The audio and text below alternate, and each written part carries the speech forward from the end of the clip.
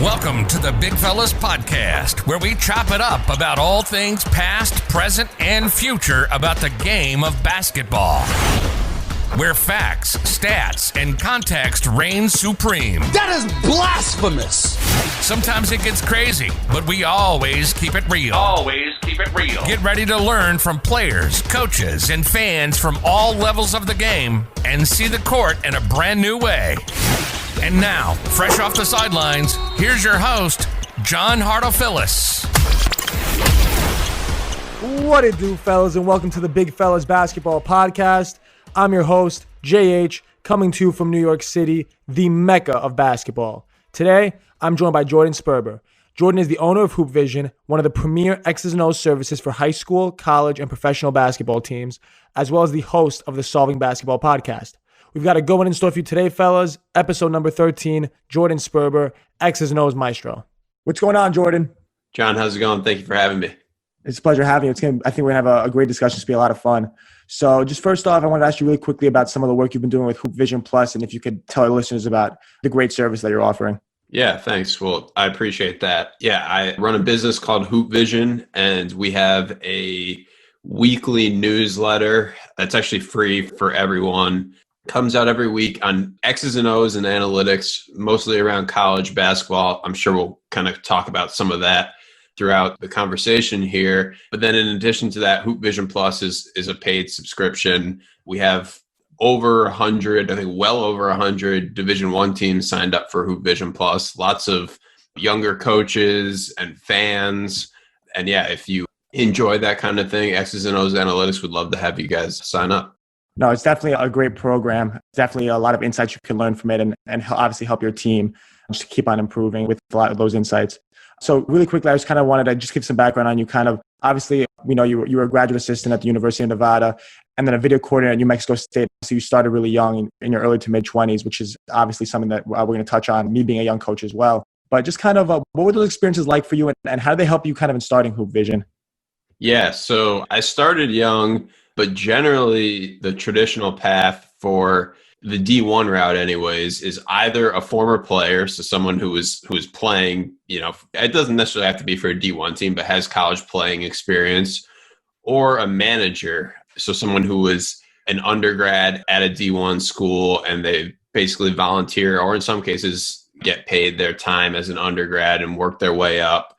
I didn't do either of those things. When I was in high school, I started Hoop Vision. It was just a blog and a Twitter account, and kept doing that in college. And that actually led to an opportunity to do some consulting when I was an undergrad. I went to Villanova, but I didn't work for the team at all, or I wasn't a manager. I played on the club team. And so I did my first little consulting gig with New Mexico State. And that was, I think, maybe either my sophomore or junior year of college. And so that's kind of what led me into, I became a grad assistant at University of Nevada. So it was a little bit different of the normal route to get there, where I used like the internet basically to meet and connect with some of these coaches. That's obviously not the traditional progression, but it's something that you've obviously found a lot of success in and inspiring to kind of see like just how young coaches can kind of make their way going through the industry, which is just awesome. So is your future in the college game, or are you trying to stray from that? Like, what do you think is to come for you? Yeah, so I've always been a huge college fan, and that's been my goal for the most part, is to figure out a way to make a good amount of money working some way in basketball, specifically college basketball. It's never really been much more defined than that. I think that there are some people that grew up at like a young age knowing that they wanted to be a head coach or whatever it is. And so, yeah, I don't think my goals were ever quite as clearly defined as that. I will say that right now, it seems like college sports is going to undergo a lot of transformation in the next however many years. So it's pretty hard to really plan. But personally, I've always gravitated towards college over the NBA, and specifically like the NBA front office thing, which is something that I think a lot of people aspire to do, but that's never really been the trades and the free agency and the draft. That's never, my interest has been more in the on the floor coaching X's and O's stuff. That's super interesting because a lot of people would kind of just automatically be attracted to the glitz and the glamour of the NBA and kind of like forget that little, obviously the major role that X's and O's and it's kind of a lot more prevalent in the college game. It's not as run and gun and as spontaneous and star-driven as the NBA is, obviously. How is kind of like that, like when you're talking about the changes in college basketball, how has COVID kind of played a role in that? And has that changed things for Hoop Vision for you, or just kind of the trajectory you were taking things in when it came to you coaching? Yeah, well, COVID, and then also just an awareness around like student athlete rights or player rights would probably be the better way to call it. So I think it's those two things combined, where it seemed like with the name, image, and likeness stuff that was already happening in college basketball, there was already some push within Congress or whatever to get that stuff done. And now it seems like this time period has accelerated that. So between the financial impact of COVID and then the name, image, likeness, and player rights stuff, I can tell you this, I've definitely put thoughts into how Hoop Vision would evolve or what the progression would be if there's not a non-conference season this year, if there's not a season this year, whatever. And I don't know, I have no sort of inside information on what's going to happen,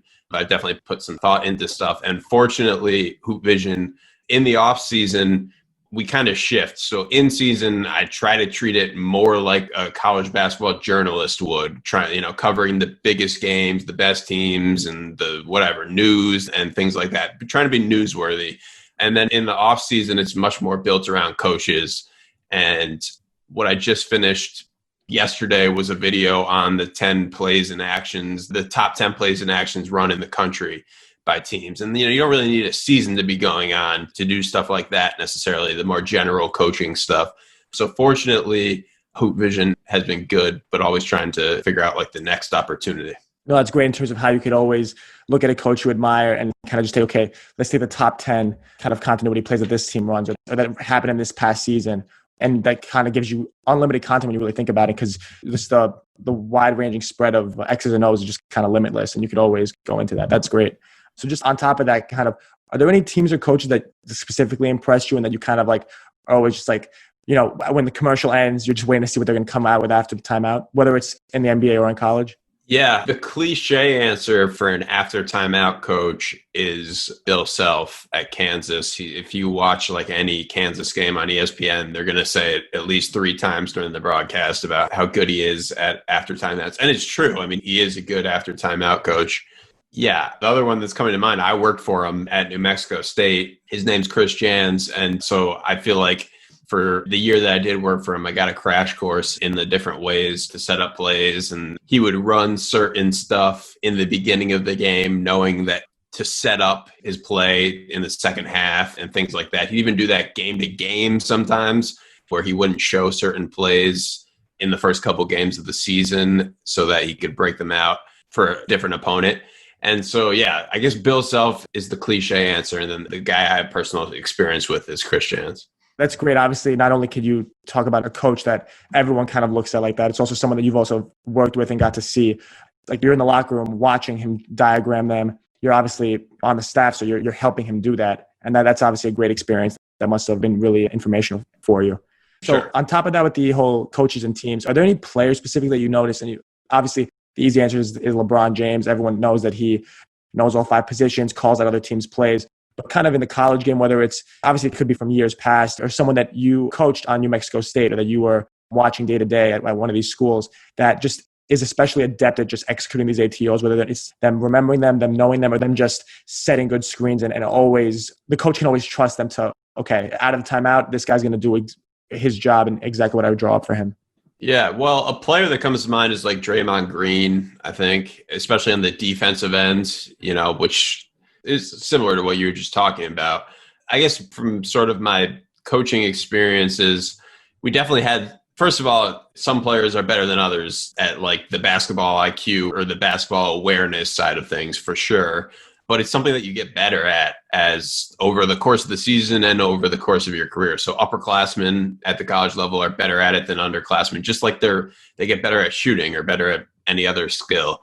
But the thing that I have talked about a little bit in the past and noticed especially is from a scouting perspective, which is one of the more important parts, at least at the college level for basketball IQ, is, okay, we have 3 or 4 scouting sessions or meetings a week leading up to a game. And I think there are some players that get a lot out of those meetings. They learn the strengths and weaknesses of who they're going to cover and what these teams run, and they're really locked in.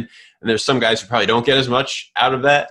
But what I tended to notice was that as the season turned to March and our conference tournament and our NCAA tournament, first of all, everyone is so locked in. All the players are so locked in because the stakes are so high in March. But also you build off of your experience throughout the year, and you start to recognize, oh, they're running the exact same stuff that this team did early on in the year. They start to pick up on these patterns and these recognitions and recognize plays. And so what ends up happening as a coaching staff is you can be a little bit more complex with your scouting reports and with your whatever you're telling your players late in the year.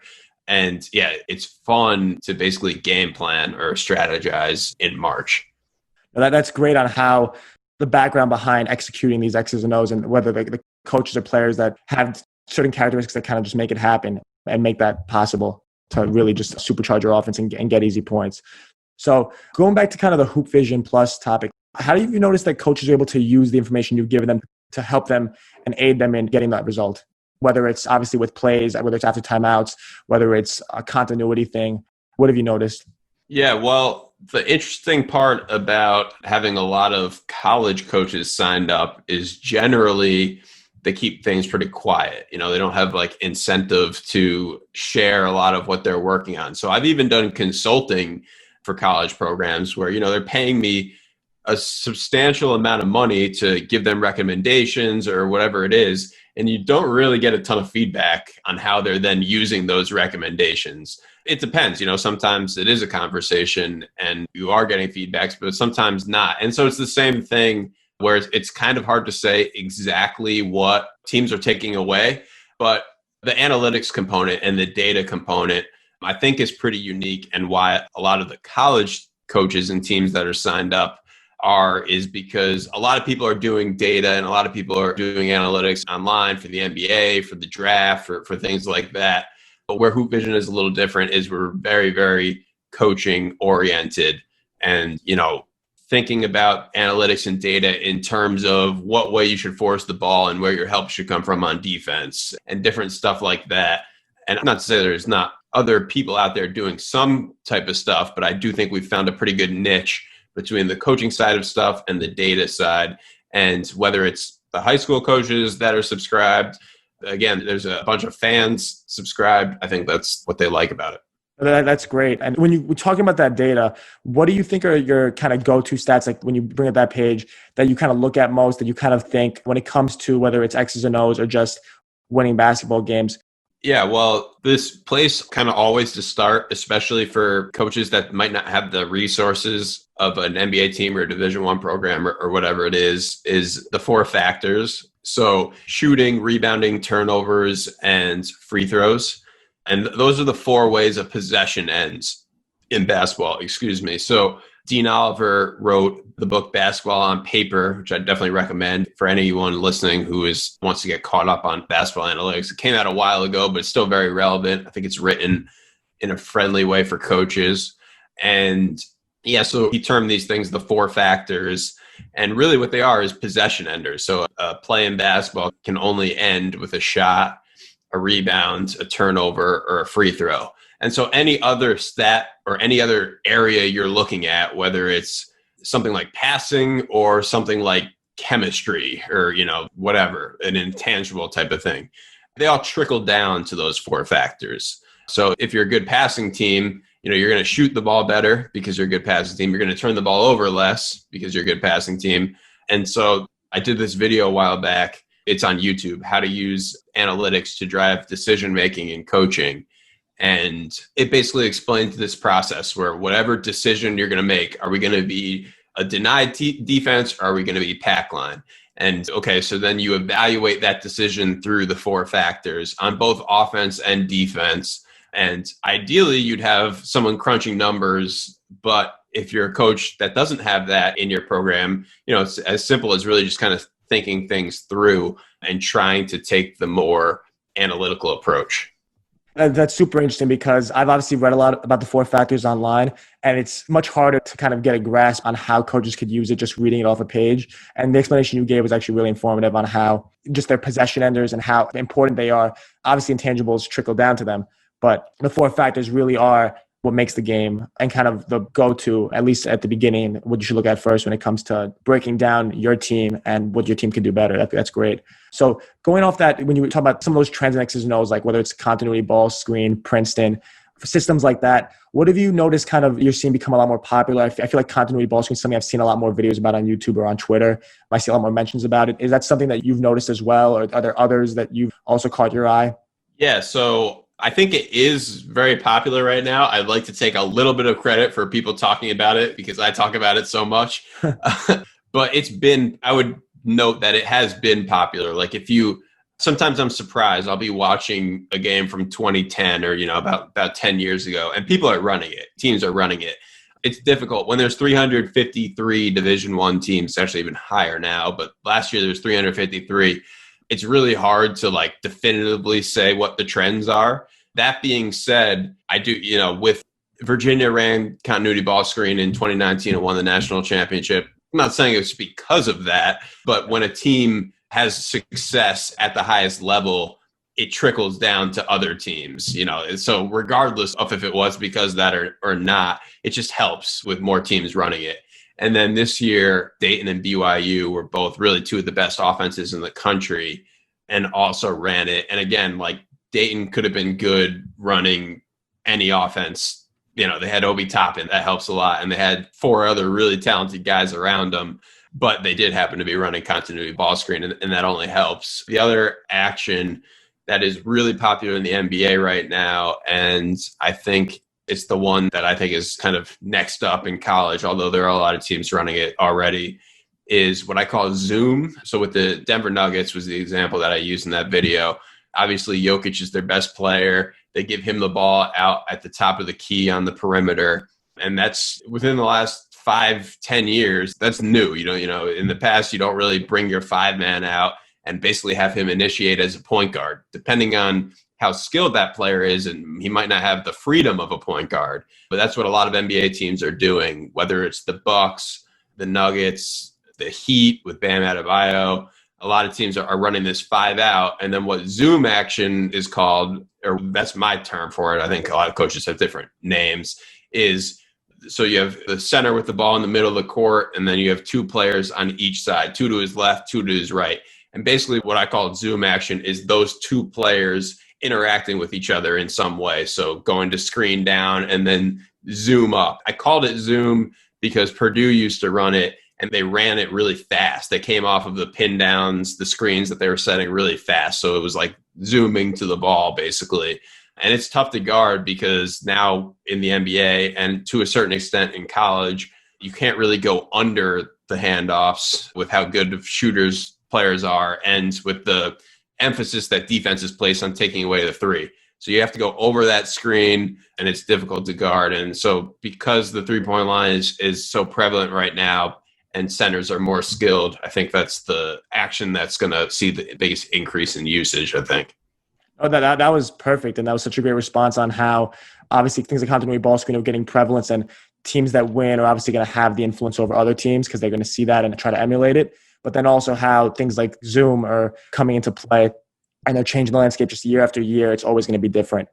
Awesome, Jordan. So just kind of the next few questions I was going to ask you a lot more of the more fun topics and controversial ones in the coaching world that everyone's kind of split on. I just wanted to hear your take on what your thoughts are on fouling or defending up three, and what situations they're best in, and what situations with teams that you kind of want to avoid. Yeah, so fouling up three is always a contentious one with talking to coaches.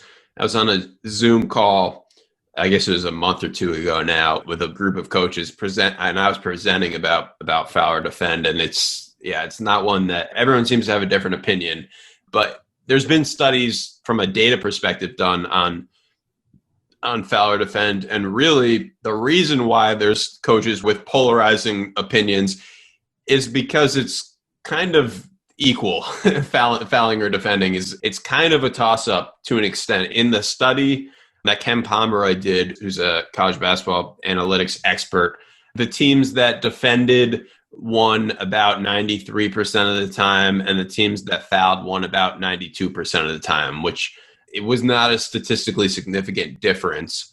But my general advice for coaches usually is that if you have to pick one strategy for some reason, you're only allowed to pick one strategy for an entire season that you have to do, which, is a weird hypothetical because you have some freedom as a coach to do what you want. But I would personally choose to defend because I think that it's more flexible. You don't need to worry about, okay, what time are we going to foul? Where's the ball? Is it out of bounds? Or, there's a lot of factors that you need to control when you choose to foul. So if I had to give one uniform strategy, it would be to defend. That being said, I do think that you can, in some cases, increase your win probability by fouling. And that's the more controlled the environment is. So if it's easy to execute the foul, meaning if you're all the way in the back court, you're coming out of a timeout, so you've just told all your players exactly what needs to be done. And also the timing is a big thing. So you want to foul with as little time as possible in the game. 12 seconds left is definitely too early. But the problem with waiting too long is that that's when you're going to get a team trying to chuck up a shot and you could foul while in the shooting motion or something like that. So ideally, you want to try to foul between like 3 and 7 seconds. And so depending on what time in the game and if you're coming out of a timeout, if you are able to execute that, then I do think it's the right move. And yeah, I don't think it'll ever be a topic that is like universally agreed upon, but it's a fun one for sure. No, that's definitely a great and spot on in terms of the different opinions that coaches might have and why that kind of exists. Because, like, for example, for me, with your hypothetical about if you had to pick one for the whole season, I'm coaching the freshman basketball team at Xavier High School. With freshmen, it's kind of very difficult to deviate. We don't have that flexibility a lot of times. So it's important to say, we're going to stick to this, and to say that we're going to defend up 3 in their heads is like, okay, we got to get a stop. And that's what they'll know for the whole season. But, bad free throw shooter in the game, very little time remaining, position of the ball on the court. That's all something that, okay, we call timeout. Maybe we could talk to them about that for a minute on what they could do, as opposed to at the beginning of the season telling them, we'll take it game by game. And then that kind of approach that you just mentioned is really interesting on that part. Real quick, my advice for you, if you're choosing to defend, especially with freshman basketball players or whatever, my advice would be to work, one part about, we talk a lot about the foul part, when do you want to foul, what time, and all that type of stuff. But you also have decisions as a coach when you're defending. So are you going to switch everything? That's what a lot of teams do. I think switching everything takes away the opportunity for teams to take threes in a lot of cases. There are teams that normally play very pack line and very in the gap style of defense, but up 3, they don't do that. They play more one-on-one. So sometimes it's like the foul side of things has all this nuance and context, and then it's like, oh, well, we're just going to defend. So that's part of the conversation there if you are choosing to defend, No, thank you. That's super important to bring up, because obviously it might be easy to just think, okay, fouling has all these nuances and defending just defending. But obviously there are a lot of nuances and things you want to make sure you're doing when you're defending in those special situations. And that your team's prepared for through practice for, okay, when it's a 3-point game with 3 seconds left, we're going to switch everything because we don't need to give up a 3. That's great.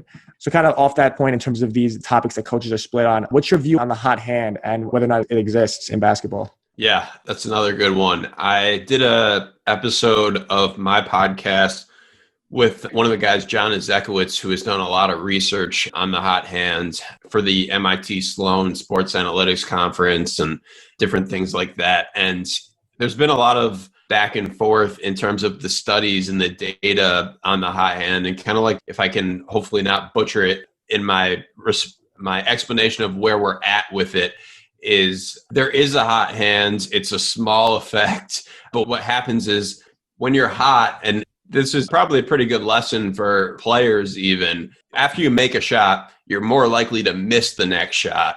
And that's not necessarily because of a hot hand, but it's because of the psychology around it. So to make the example even more obvious, let's say you've hit 3 threes in a row. You're much, much more likely in that situation to take a 3 on the next play than you would be even controlling for how you are as a shooter normally. And so whether you're hot or not gets canceled out by you start taking bad shots, basically, and maybe it depends on how bad the shot is. If you're a good shooter, that might not be a problem. But the example that I used on that podcast and in an article I did about it was Carson Edwards, who plays for the Celtics now. But at the time he was with Purdue, he had a really big game against Virginia in the Elite Eight a couple years ago. And he got hot that game and he made his shots, but he was taking like pretty crazy ones. And so that's why the hot hand is hard to measure, because yes, I think there is some evidence for probably not as big of a percent increase in shooting as some people might expect, but for a forward increase. But on the other hand, people really lower their threshold for what a good or a bad shot is. And ideally, I think as a team or as a coach, you don't want to let the previous play or the future play affect you. But we normally think of that as like the negative thing that happens. Like you turn the ball over and you get down on yourself or on your teammate or whatever. I think a positive thing also affects a player, which is interesting to think about. That's great in turn, because that's always something that gets sent back and forth. And especially coaching younger players, I noticed that a lot of them, once they hit one shot, that like you just said, especially with younger players that are a little more anxious and trying to do it and whatever they can, they hit one shot and the next one they're jacking it up because they just feel that boost. So that was great. Now into more of the professional side of things in the NBA. What are your kind of thoughts on the bubble? And also kind of some of the interesting teams are doing, whether it's the Rockets with Morey Ball, or obviously a lot of other teams, whether it's the Nuggets, obviously with their Zoom or their all big lineup, the Nuggets all big lineup. What are your thoughts on kind of some of those strategies and how these NBA coaches are trying to win games? Yeah, I'm really just kind of getting into it. I'm going to do some content on the playoffs, on the NBA playoffs, but I haven't on these regular season restart games. I haven't done a ton. I was watching the Clippers and Nuggets last night a little bit. And I mean, to me, and this isn't just over these 7 or 8 games or whatever they've played here, but just the NBA in general, there's a pretty big difference right now between the NBA and like every other level of basketball, because these players are so skilled and because there's such a commitment to playing more analytically friendly. You mentioned the Rockets, and they're still the most extreme with threes and rim. And a lot of that's because of James Harden's ability to shoot from those two spots. But everyone is really trending that way. And that's not necessarily happening at the Division I level, especially at the top, where just a lot of the best teams do not play that way. I don't know if that's a good or a bad thing, but it's not a cliche to say that the NBA game is different than the college game. Like it is. And so I think it'll be interesting to see where the college game settles, if there's ever a type of NBA team that can play traditional, like I guess the Spurs kind of do it. I haven't watched them in this restart, but with Aldridge and whoever, they've been kind of playing more traditional, but still not to the extent that like Gonzaga or some of these high major D1 teams play with 2 traditional bigs and things like that. So yeah, I'll be interested to see how the levels of basketball evolve here in the next like 10 years.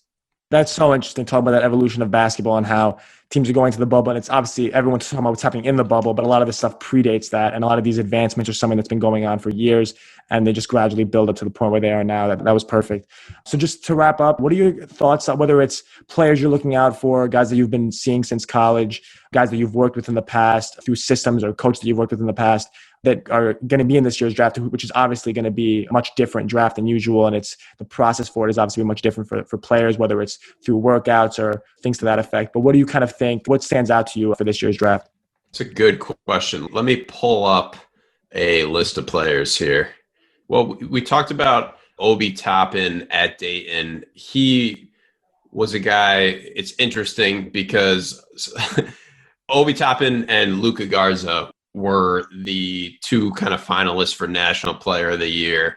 In some ways was like the typical college player. You know, Luka Garza is coming back to Iowa and probably wouldn't have been drafted if he went to the NBA. So like the typical college guy versus even though Obi Toppin's not one and done, but like the NBA prospect.